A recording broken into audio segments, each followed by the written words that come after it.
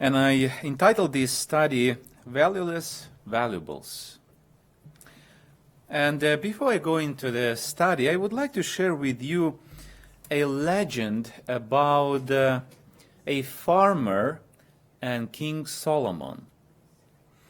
There is a legend that there was during the time when the King Solomon reigned, there was a farmer, and he loved his farm so much that he was spending a lot of time on his farm. And through the years of hard work, he removed all the stones from the ground. The soil became very soft, very easy to work with. And of course, he was having abundance of fruits and crops because he was working hard. He was a very experienced farmer, and he knew when to plow, when to plant, when to put anything, he knew it perfectly. And because he was one of the best in the region, he was, and he loved his land and farm so much that one day he decided that his soil deserves something better than just an iron plow. So he decided to make a golden plow. So all the metal parts on the plow were replaced with gold. And of course, that was a news. Have you ever heard a man, plowing with a golden plow? And the news came to King Solomon. Then the King Solomon came to visit this man, and the man was boastfully presenting his plow, and he said, do you have any idea how much gold I have to melt to make this plow? Do you know any idea what it's worth? And the immediate answer was, if God will not send you rain, your golden plow is worthless. I mean, even if it's a golden plow, if you don't have rain, what can you grow? Nothing. So, you see, we can learn many things from this, and again, say it's a legend, so we don't know how much truth is in this legend, or maybe it's just a parable. But the lesson what we can learn that sometimes we put value in the things which do have certain value from one perspective. But if you take a brighter view at the things, you see that it has no value at all unless there are some conditions fulfilled. And those conditions do not depend on us. Or they do. Well, let's go into study. First of all, when we think of idols, usually what we picture in our mind. Either a physical idol that people worship, or a spiritual idol like jewelries and cars or whatever. And I just tried to generate a short list. What can be an idol for us? For example, money, house, career, a project we are working on or we are dreaming to start, a hobby, social networks like Facebook or Instagram. Can be an idol, TV, YouTube, a child. There is a saying that do not make an idol out of your child, because when the child will grow, it will demand a sacrifice. And that's true. Food, clothes, sports, games, you name it. The list can be long, and we can add details into that. So all these things, or one of them, or many of them in combination, can be our idols. By nature, we are all idol worshippers. By birth, we inherit sinful nature, and this is who we are. We like things, and we like those things to be mine. I remember that one day, about 2 years ago, we just came from Moldova, and Juliet and Vanessa, my daughters, they had wonderful time with their cousins there. And one of their cousins is a little boy. And at that time, he was just over a year old. And when we came home, oh, Mom, we miss them so much. I wish we can go back again soon. And my wife says, how about if we bring them here? Oh, no. They will make mess in my room. We want to go there and make mess in Grandma's house. But to bring those cousins here and to make mess in my house, no. You see, we, by nature, we are selfish. And that selfishness can find an object which can become an idol, or objects, plural. But the sad part of it, and the truth about it, is there is no idol worshippers allowed into heaven.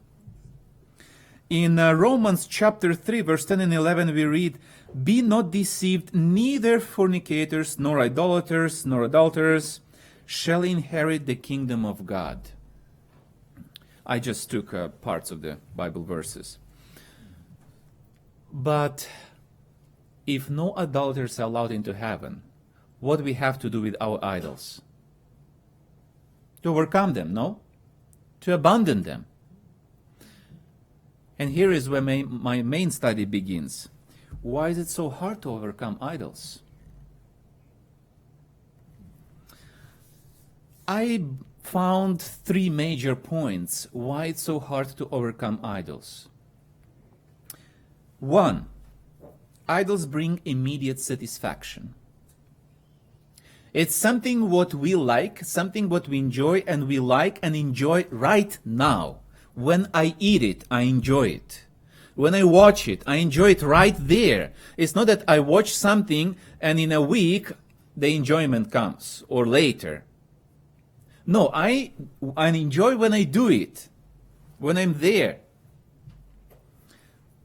In Exodus chapter 32, verse 5 and 6, "And when Aaron saw it, he built an altar before it, and Aaron made proclamation and said, 'Tomorrow is a feast to the Lord,'" the golden calf.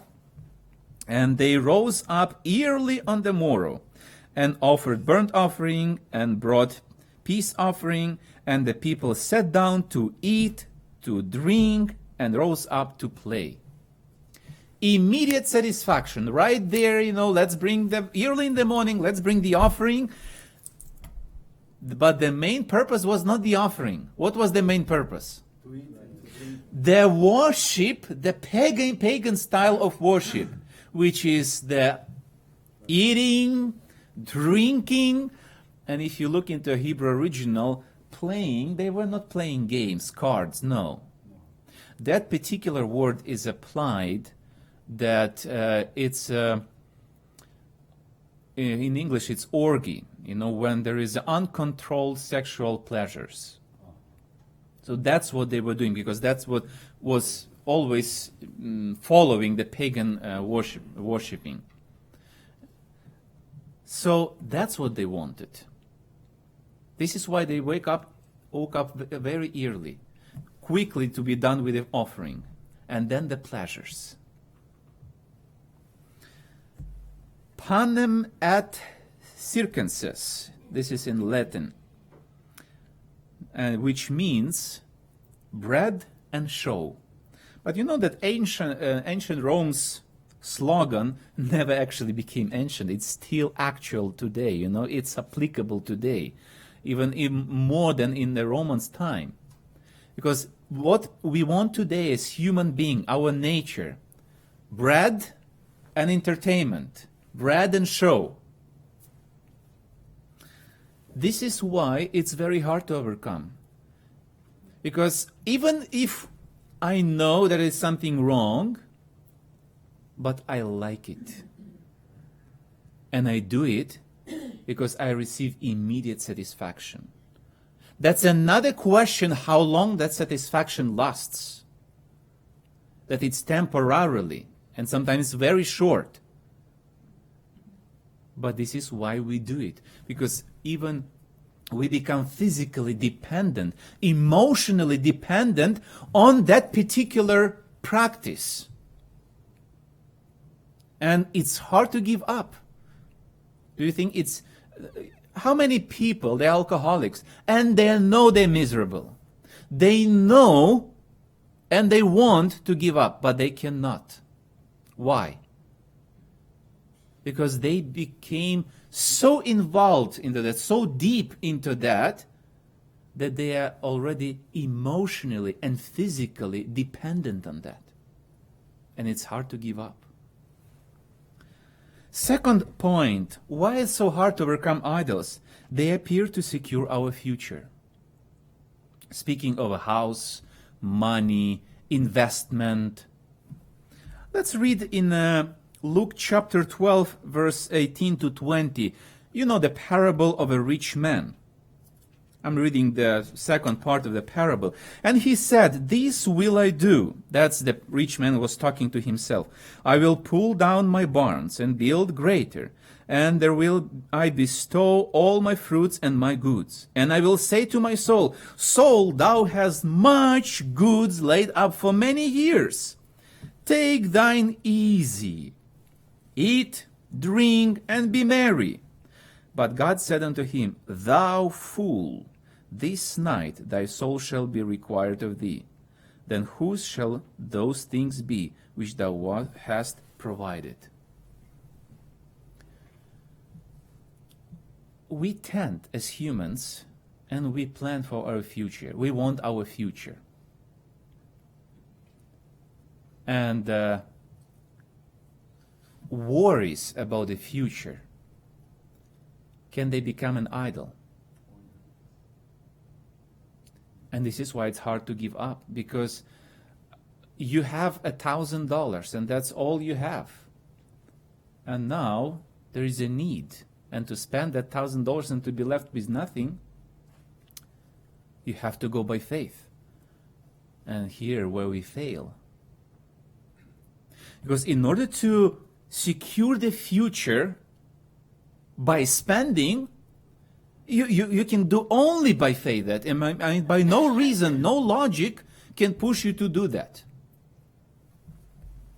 By faith, Moses, when he came to years, refused to be called the son of Pharaoh's daughter, choosing rather to suffer affliction with people of God than to enjoy the pleasures of sin for a season, esteeming the reproach of Christ greater riches than their treasures in Egypt, for he had respect unto the recompense of the reward. By faith, all these people were giving up a lot. Even their life they were giving up. To do such an investment, you need faith. Because nobody in the world, with as smart as they can be, can come to the conclusion to do such an investment. Because to the world, or from the world perspective, this is foolishness. It's a waste. I mean, it's not just waste, it's foolishness to make such an investment, or investing into heaven. Another and very important point, why it's so hard to give up idols? Because idols are the view of majority. How many people depend on majority? Look at this picture. You see, actually this picture speaks against what is written on the left side. Because in majority there is power, right? If one of those animals would be by himself on the field, does he have any chance? But in the crowd, there is a power, and nobody can hurt you because we are majority, and we are power, we are strong. But people confuse two things. Working in unity, and of course, if that unity is based on the solid ground, on the truth, it's one thing. But following a crowd is absolutely different thing. Following crowd doesn't mean that you work in unity or you work in team. That's absolutely different things. In Numbers chapter 13, verses 30 and 31, and Caleb stilled the people before Moses and said, "Let us go up at once and possess it, for we were well able to overcome it." But the men that went up with him said, "We be not able to go up against the people, for they are stronger than we." And they brought up an evil report of the land. You remember the story. 12 of them were sent to see the land. 2 of them were giving a positive report. The land is good. Let's go right now, at once, and overcome it. We can do it. Lord is with us. But the majority was giving a false report. Evil report of the land. We cannot go, they are too strong, their walls are too high, we just cannot do it. You know, speaking of majority, even our country is based on vote of majority, right? Our government, everything what is happening in this country is the vote of majority. I want to bring you an example, a practical example, what can be a view of majority in some situations. Probably many of you don't even know this picture, but this picture was drawn by Edvard Munch, Norwegian artist, and it's called The Scream. In 2012 was sold for $155 million. This picture was sold for $155 million. How about this one? What do you think? How much this picture worth? My Juliet droid. To me, it's better picture than this one. And this is the professional artist, so cold. You see how world is getting crazy, overestimating things and giving them value which they don't have. Have you ever heard lately about the bitcoins, the crypto money? What a foolishness. You know, somebody was so smart to make good money out of the stupid people who follow this crypto money. I have no other words to say, but if you read what it is in reality, it's a pyramid, financial pyramid in reality, but it presented way smarter to appear like a financial pyramid. I mean, but people follow that. And things which has no value, which is just an electronic file, which is just a number I punch in my computer, suddenly can cost millions. We were studying in a review lesson, and we actually studied more last Sabbath about the Solomon and what the conclusion he drew about his life. Vanity. If anyone on this planet Earth had anything he wanted, that was Solomon. The world values things which has no value in them. Now, going back, we're talking about the voice of majority, following crowd. How that can become an idol? You see, the things which world values, and I don't want to be different. I want the appraisal of the majority. Therefore, I do what majority says, yes, good. Look at Hollywood. Look at the food is served in the United States. How many people understand what is healthy food? But they still serve the junk food. Why? This is what majority wants. This is what brings money. If we speak of majority, the majority crucified Jesus. Majority opposed the Reformation. Majority will change the U.S. Constitution in order to enforce the Sunday worship. Majority. If we want to follow the majority, not to be different, not to be a black sheep, we are idol worshippers. Because then, and this is connected with pride.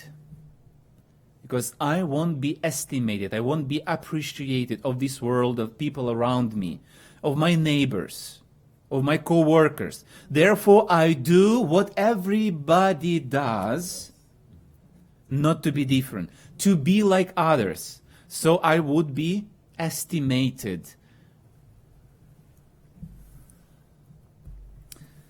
Without conversion, without conviction, we cannot come to the conclusion that idols are bad for us. Because, once again, they bring immediate satisfaction. I eat it because I like it, and when I eat it, I enjoy it. Now, I need a study. I need somebody to convict me that this is wrong for me, and it's bad for me. And even if I'm convicted that something is harmful for my health, of what I eat or drink, I need a conversion to overcome that. Otherwise, I cannot. Can the Ethiopian change his skin, or the leopard his spots? Then may ye also do good that are accustomed to do evil. Jeremiah chapter 13, verse 23. Can I do good? Can I overcome an idol? No. There is no way I can do it. Because this is my nature. I love this food. I love that to watch. I love to listen. I love to say that way. I love to go in those places. And this is my car. This is my computer. Don't touch it. Myself. And I'm better than you. This is our human nature. And unless we are converted, it doesn't make sense for me to overcome something that I like it.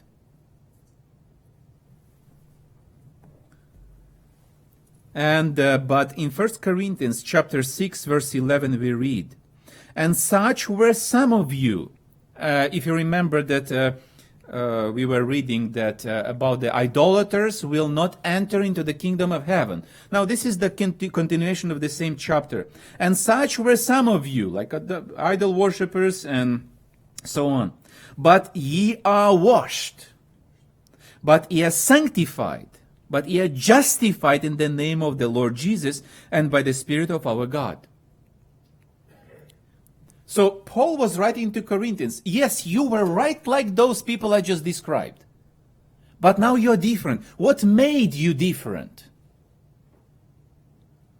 Our Lord Jesus, His grace. He can wash you, He can cleanse you, He can convert you, change you, give you a new nature, a new heart. But even after the conversion, now I realize idols is bad. I want to overcome my appetite. I want to overcome that. And I want to overcome that. But the flesh wants immediate satisfaction.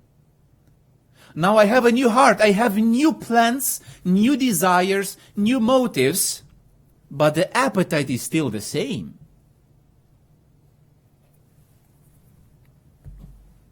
We want a secure future.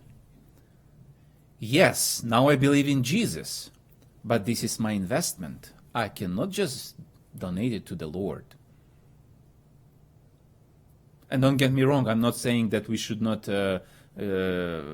taking care of our retirement years. No, we have to plan about that. I mean, don't get me wrong. We don't want to be the black sheep. Now I became a Christian. I believe in Jesus. But to give up my work because I cannot work on Sabbath, that's too much. I mean, what these people think about me, that I'm crazy. Yes, for this world, we are crazy. And that's what Apostle Paul was dealing, and he was describing in Romans chapter 7, verse 19 to 23. "For the good that I would, I do not. But the evil which I would not, that I do. Now if I do that I would not, it is no more I that do it, but sin that dwelleth in me. I find then a law. There is a kind of a principle, a rule that works, that when I would do good, evil is present with me. For I delight in the law of God after the inward man. So after the conversion, I like the law of God. I want to be an honest Christian. That's how I want to be, and that's what I'm convicted, and I'm converted now. But I see another law in my members, warring against the law of my mind, and bringing me into captivity to the law of sin which is in my members. That's the problem.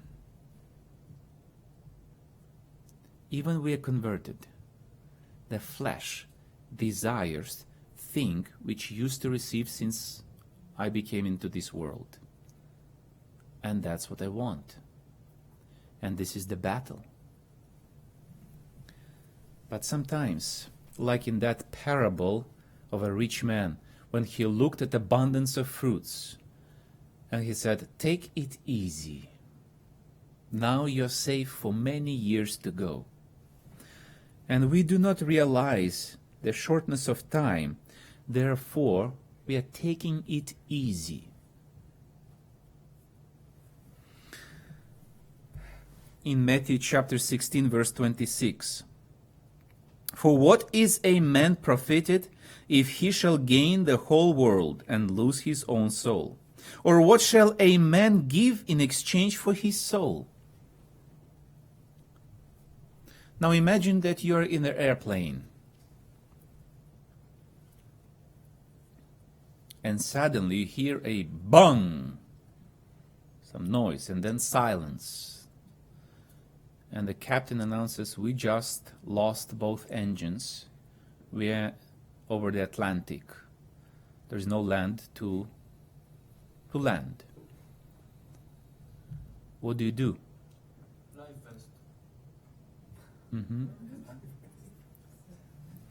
There was only one successful landing on water on Hudson River in New York.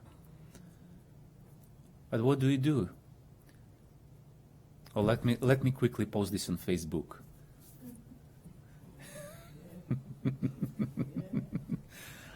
Or, are we thinking about a saving account? What do we think in that moment? Life. What can we give in exchange for our soul? How about if we are not going to have chance that 15 minutes of gliding into water, and we don't have time to pray, to finalize our relationship with the Lord? What if we die suddenly of explosion, shooting, car accident? Evangelism, page 62.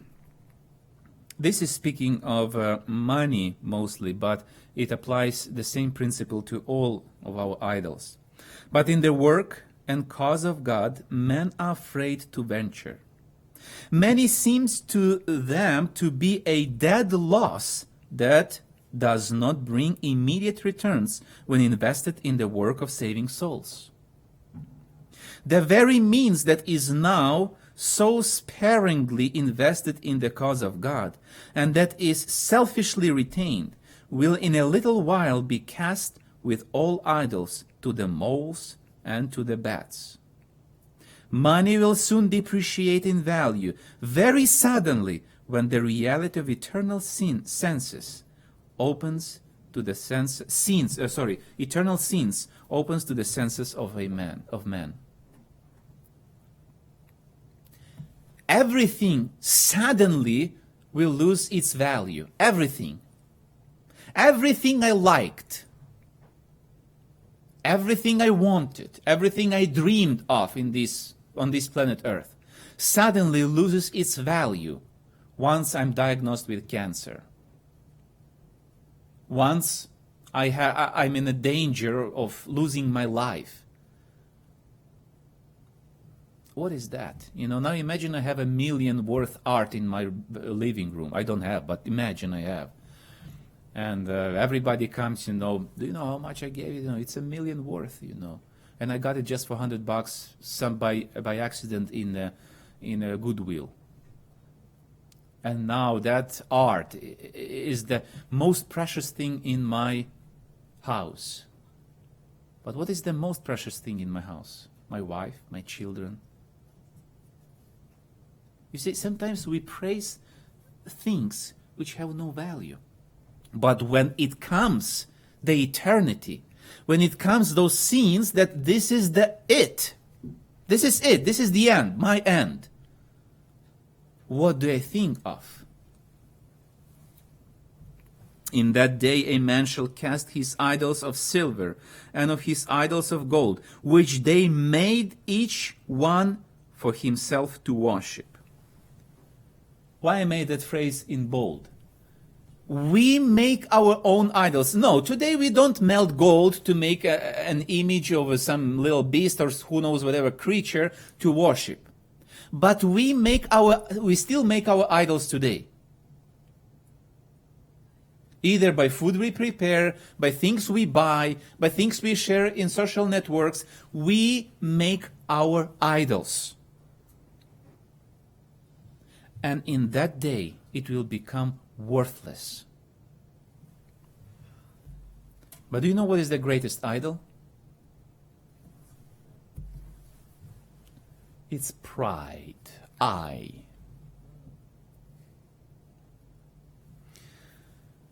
There is nothing so offensive to God or so dangerous to the human soul as pride and self-sufficiency. Of all sins, it is the most hopeless and most incurable. You remember this note? In the lesson? Exactly. I took it from there. Christ Object Lesson, page 154. This is so straight and clear. Pride and self-sufficiency. Idols of self-righteousness. So let's go deeper than just food. Let's speak about food from a different perspective. Can spiritual things or things we do for the church become an idol? Can a healthy food become an idol? I just recently, we were in my family, like children, they try to grab a food between the meals here and there. So I decided, they are mature enough, and for the family worship, we will study the Council on Diet and Food. So we started to read this book through. And I came across one interesting statement. And it says there that about a group of people who eat very healthy, but they seems like these thoughts of eating healthy, I cannot mix that with that. Or this is too much to eat. Or I need that to eat. Or I need 5 nuts today. Or I need 1 plum today. Or I need that today. And they make out of their food an idol that it occupies their time, and all their thoughts are about food. So a health reformer becomes an idol for him, for a person. Well, most of us are not in danger of that, in danger of the opposite. But food can become an idol. But if we link this to self-righteousness, if I'm vegan and I eat healthier than you eat, how do I see myself? Where do I place myself? On the same level with you? Higher? Lower? Do I see myself a greater sinner or a holier? Can a doctrine become an idol?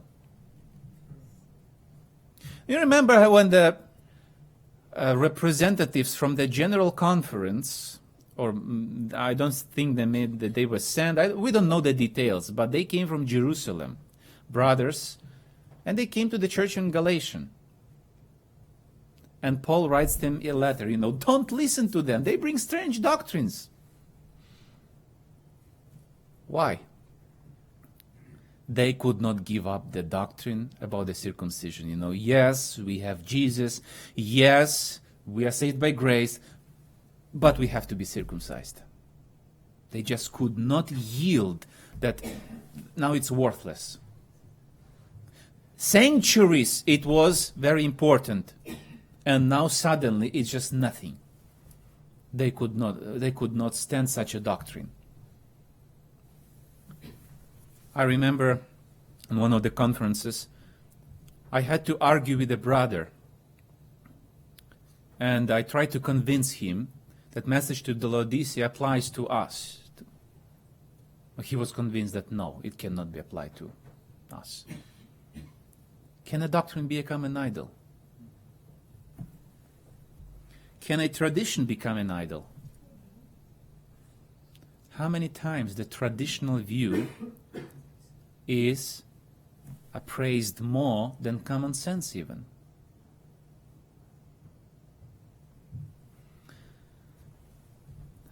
Brothers and sisters, the point is that only at the foot of the cross, when we look at the crucified Savior, all things are placed in their own places.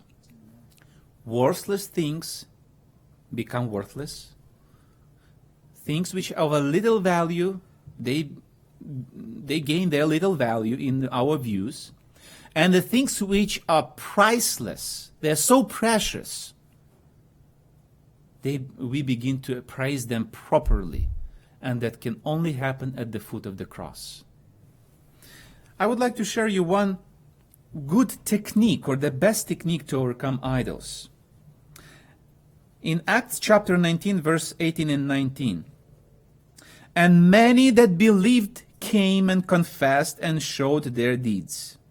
Many of them also which used curious arts brought their books together and burned them before all men, and they counted the price of them and found it 50,000 pieces of silver." So one piece of silver, it was actually the denarium, the silver denarium. It's a wage of a lay worker per day. So if you multiply 50,000 day of work by approximately $80 per day, the lay worker wage, I'm not talking those lawyers' salary, multiplies 50,000, it's $4 million. But they burned all those books, and they were not sorry for that. Why? Because once we are converted, we need to make a decided steps. If we stick with what we like, who will win, Jesus or the things we like? The things we like. Idol will overcome us. You remember when God, through the prophet, talking about the Ephraim, the tribe of Ephraim, leave him alone. Why? Why?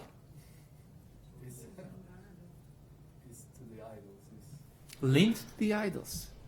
And God exhausted his resources of trying to detach sinners from sin.